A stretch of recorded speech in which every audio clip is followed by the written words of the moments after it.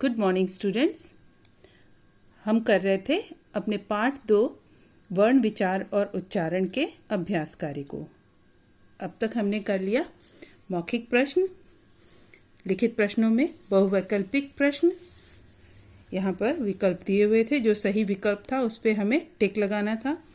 फिर हमने किया वर्ण विच्छेद पहचानना, उसके बाद सही मिलान, स्वरों का मिलान ह्रस्व स्वर और दीर्घ स्वर से। आज हम करेंगे चौथा प्रश्न, निर्देशानुसार उत्तर दीजिए। निर्देशानुसार मतलब जो निर्देश दिए गए हैं उसके अनुसार आपको उत्तर लिखना है। तो ये प्रश्न दिया है, इसका उत्तर आपको बताना है।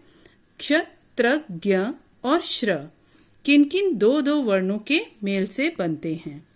तो ये संयुक्त व्यंजन है। किन किन वर्णों से मिलकर बनते हैं? क्ष बनता है क प्लस श, जिसमें क आधा होता है और श पूरा होता है। श में से अ स्वर बाहर आ गया तो श भी आधा हो जाता है। तो ये क और श से मिलकर बनता है क्ष। त्र किससे मिलकर बनता है? त प्लस र प्लस अ, त्र। और ज्ञ किससे मिलकर बनता है? ज प्लस य प्लस अ। ठीक, इसी तरह अब है श्र। श्र किससे मिलकर बनेगा? श प्लस र प्लस अ। ठीक, क्ष, त्र, ज्ञ और श्र, इस तरह से ये मिलकर बनेंगे दो वर्णों से। अब है संयुक्त व्यंजन। ये फिर से क्ष, त्र, ज्ञ और श्र से बनने वाले दो शब्द लिखिए। पहला शब्द है क्ष, तो इससे शब्द बन सकता है क्षमा, क्षत्रिय, भिक्षा, परीक्षा, समीक्षा। ये सब सारी चीजें क्ष से बन सकती हैं। त्र से बनने वाले शब्द कौन कौन से हैं? पत्र, चित्र, सर्वत्र, विचित्र। तो सर्वत्र मतलब सब जगह, सब तरफ, और विचित्र अजीब। ज्ञ, अब ज्ञ से बनने वाले शब्द ज्ञान, विज्ञान, ज्ञाता। तो सर्वज्ञ, सब कुछ जानने वाला। सर्वज्ञ का मतलब होता है सब कुछ जानने वाला। और अल्पज्ञ, अल्प थोड़ा, ज्ञ मतलब जानने वाला, अल्पज्ञ थोड़ा जानने वाला। तो इस तरह से शब्द आप लिख सकते हैं। अब है श्र, विश्राम, श्राप, आश्रम, श्रम, श्रमिक। तो इनसे ये शब्द बन सकते हैं। तो आपको दो शब्द लिखने हैं। ठीक है, अगला प्रश्न देखिए। अनुस्वार, अनुनासिक और विसर्ग के चिन्ह का प्रयोग करते हुए सार्थक शब्द बनाइए। यहाँ शब्द दिए हुए हैं, इनमें अनुस्वार, अनुनासिक या विसर्ग के चिन्ह लगाने हैं। तो ये पहला शब्द है प्रात। तो प्रात का क्या बन जाएगा? प्रातः, विसर्ग लगेगा। अतिम, अतिम का क्या बनेगा? अंतिम, यहां पे लगेगी बिंदी, अनुस्वार लगेगा। खांसी, खांसी से क्या बन जाएगा? खांसी, अनुनासिक, चंद्र बिंदु, खांसी। ठडा, ठडा में ठ में अनुस्वार, ठंडा। चादी, चादी में चा पे अनुनासिक, चांदी, चांदी। ठीक है, अब अगला प्रश्न देखिए। ध्य से दो शब्द लिखने हैं। क्या? अध्यापक, अध्ययन।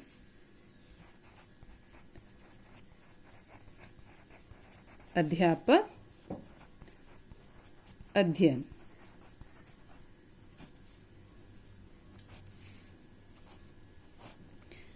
ठीक।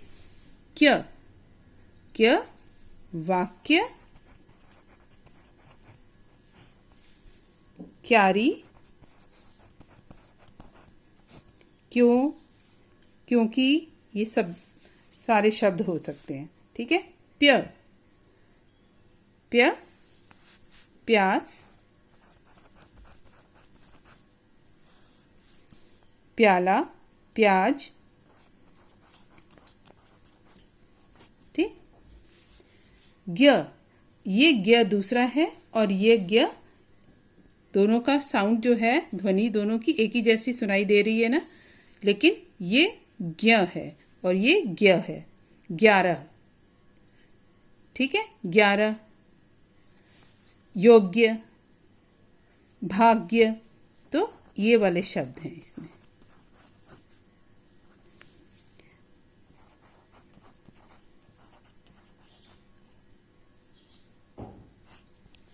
ठीक है। अब अगला देखिए, नीचे दिए गए द्वितीय व्यंजनों से दो दो शब्द बनाइए। यहाँ पर द्वितीय व्यंजन है, दो व्यंजन एक जैसे, एक स्वर रहित, एक स्वर सहित, तो ये द्वितीय व्यंजन है। आधा ल पूरा ल, आधा ग पूरा ग, आधा च और पूरा च, आधा प और पूरा प। आधा ल और पूरा ल गुल्लक, छल्ला, ठीक है। छल्ला, रिंग को कहते हैं छल्ला। ठीक। आधा ग और पूरा ग दिग्गज, दिग्गज मतलब बहुत महान लोग, दिग्गज। झुग्गी, झुग्गी झोपड़ियां होती है ना, झुग्गी झोपड़ियां। अब है आधा च और पूरा च। बच्चा, सच्चा, उच्चारण,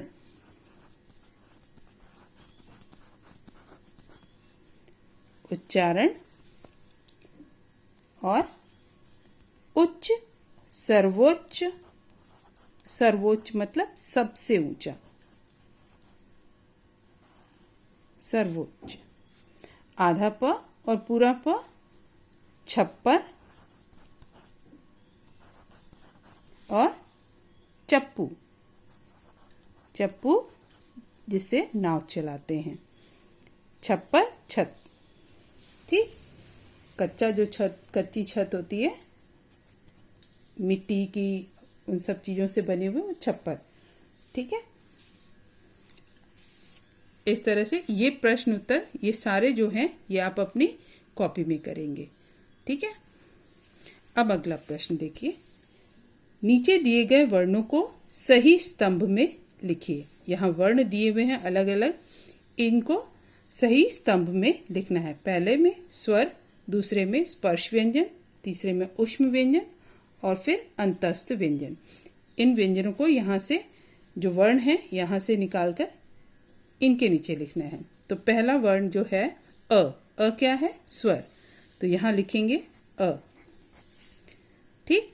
क, क स्पर्श व्यंजन है। श, श ऊष्म व्यंजन है। ग, ये भी स्पर्श व्यंजन है। ई स्वर है। य अंतस्थ व्यंजन है। झ स्पर्श व्यंजन है। ल अंतस्थ व्यंजन है। श ये ऊष्म व्यंजन है। ण ये स्पर्श व्यंजन है। उ ये स्वर है।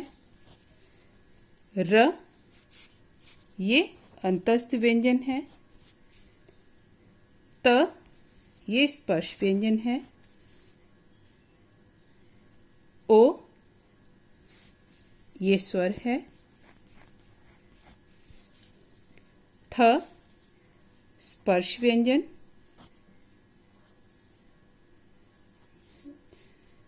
व अंतस्थ व्यंजन।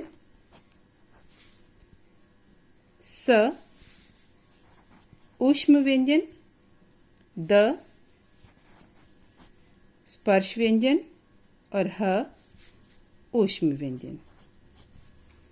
ठीक, अ ई उ ओ स्वर, क ग झ ण त थ द ये स्पर्श व्यंजन, ऊष्म व्यंजन श श स ह, अंतस्थ व्यंजन य र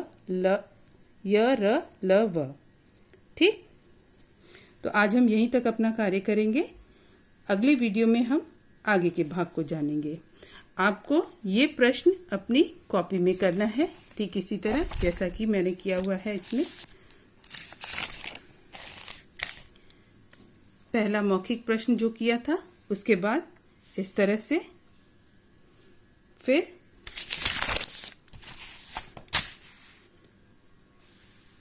इस तरह से आप अपनी कॉपी में करेंगे। ठीक।